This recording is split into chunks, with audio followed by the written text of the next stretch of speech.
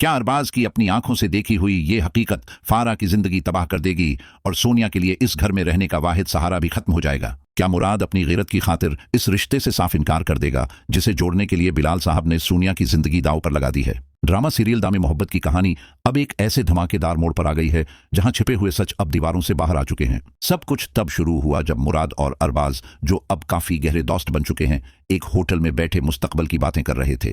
मुराद अपनी बहन सोनिया के घर को बचाने के लिए अरबाज के साथ करीबी ताल्लुकात इस्तवार कर रहा था ताकि घर के हालात बेहतर हो सकें। इसी दौरान मुराद ने अरबाज से कहा कि आज मैं तुम्हें एक ऐसी लड़की दिखाऊंगा जो शायद तुम्हें पसंद आ जाए, और वो दोनों एक कोने की मेज पर बैठ गए। लेकिन अभी उनकी बातें शुरू ही हुई थीं कि अरबाज की नजर सामने वाली मेज पर पड़ी और उसके पैरों तले से जमीन निकल गई। अरबाज ने देखा कि उसकी अपनी सगी बहन फारा, जो घर में शराफत का लबादा ओढ़े रखती है, एक अनजान लड़के के साथ नहायत नजदीक बैठी बातें कर रही है। फारा इस वक्त दुनिया व माफिया से बेखबर इस लड़के के साथ हंस हंस कर बातें कर रही थी।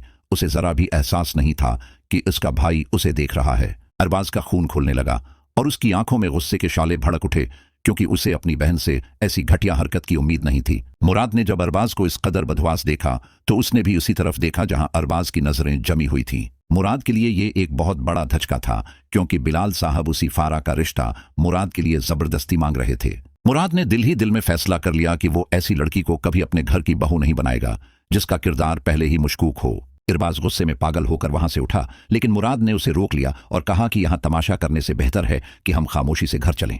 दूसरी तरफ बिलाल साहब अपनी जिद पर उड़े हुए थे और वो सोनिया को जबरदस्ती अपने साथ लेकर सादिया बेगम के घर पहुंच गए। बिलाल साहिब ने रास्ते से मिठाई के डब्बे खरीदे थे और उन्हें लग रहा था कि वो अपनी दौलत और रौब से सादिया बेगम को झुका लेंगे। सादिया बेगम के घर में इस वक्त दानिया और उसकी सास बिना बेगम भी मौजूद थीं, जो वहां शॉपिंग के बाद चक्कर लगाने आई थीं। बिना बेगम ने जैसे ही बिलाल साहब के हाथ में मिठाई के डब्बे देखे, उनके मुकार दिमाग ने फौरन भानप लिया कि यहाँ कोई नया रिश्ता तय होने वाला है। बिना बेगम ने जल्दी पर तेल का काम करते हुए कहा कि सादिया, लगता है मुराद के लिए कोई बहुत अच्छी खुशखबरी आने वाली है। बिना ने तंजिया लहजे में मशूरा दिया कि फारा बहुत अच्छी लड़की है और बिलाल साहब से बेहतर समधी तुम्हें कहाँ मिलेंगे। सादिया बेगम, जो पहले ही सोनिया के ससुराल वालों से सख्त नाला थी, उन्होंने जब ये सुना तो उनका पारा हाई हो गया। सादिया बेगम ने मिठाई के डब्बे उठाकर बाहर फेंक दिए और बुलंद आवाज में कहा कि मुझे ये रिश्ता किसी सूरत मंजूर नहीं है। उन्होंने बिलाल साहब को मुखातब करके कहा कि आप क्या समझते हैं कि चंद डब्बे लाकर आप मेरा बेटा मुझसे छीन लेंगे? सादिया बेगम ने सोनिया पर अपना सारा गुस्सा निकाला और कहा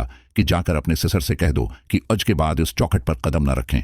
उन्होंने सोनिया को भी धक्के देकर बाहर निकाल दिया और कहा कि अब तुम इस घर की बेटी नहीं हो, तुम्हारा यहाँ आना हमेशा के लिए बंद है। सोनिया रोती रही और अपनी मां के पांव पकड़ती रही, लेकिन सादिया बेगम की अन्ना और उनका गुस्सा सब पर गालिब आ चुका था। बिलाल साहिब को जब इस तरह सबके सामने जलील किया गया तो उनकी मर्दाना आना को शदीद ठेस पहुंची। बिलाल साहिब ने सादिया बेगम को खुली वार्निंग दी कि अगर मेरी बेटी फारा इस घर में नहीं आएगी तो तुम्हारी बेटी सोनिया भी अब मेरे घर में सुकून से नहीं रहेगी। उन्होंने कहा कि अब देखना, मैं तुम्हारी बेटी की जिंदगी को वो जहन्नम बनाऊंगा कि तुम खुद उसे वापस ले जाने की भीख मांगोगी। बिलाल साहिब गुस्से में सोनिया को लेकर वापस आए, लेकिन उनका दिमाग अब सिर्फ बदले के बारे में सोच रहा था। जैसे ही वो घर पहुंचे, अरबाज भी वहां आ चुका था और उसके चेहरे पर मौजूद तनाव बता रहा था कि कोई बहुत बड़ा हंगामा होने वाला है। बिलाल साहिब ने अरबाज से कहा कि देखो, तुम्हारी बीवी की मां ने हमें किस तरह घर से निकाला है, अब इस लड़की का यहाँ कोई काम नहीं है। लेकिन अरबाज ने अपने बाप की बात का जवाब देने के बजाय अपनी बहन फारा को पुकारा और सबके सामने उसका मोबाइल छीन लिया। अरबाज ने बुलंद आवाज में पूछा कि फारा, आज होटल में तुम इस लड़के के साथ क्या कर रही थी?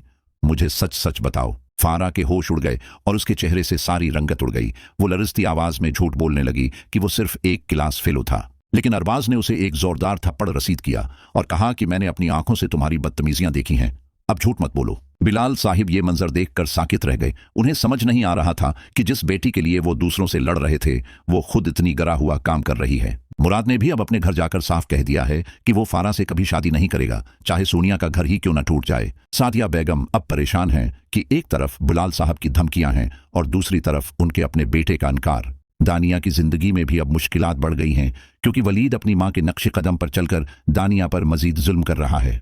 वलीद ने दानिया से कहा कि तुम्हारी मां की चालाकियां अब सबके सामने आ रही हैं।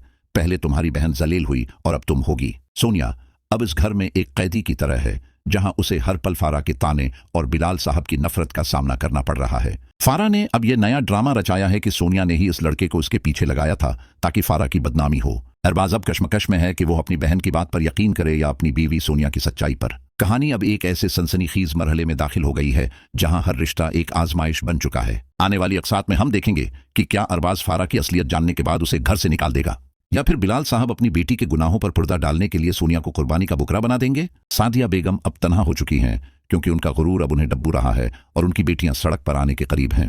मुराद अब इस लड़के को ढूंढने की कोशिश करेगा जो फारा के साथ था, ताकि वो बिलाल साहब को आईना दिखा सके। क्या सोनिया की पाकदामनी उसे इस तूफान से बचा पाएगी, या वो भी उस मकर व फरेब की भट्टी में जल जाएगी। दामे मोहब्बत की ये दास्तान अब पिछतावे, बदले और सच्ची मोहब्बत के एक ऐसे मकाम पर है जहां फैसला करना बहुत मुश्किल है।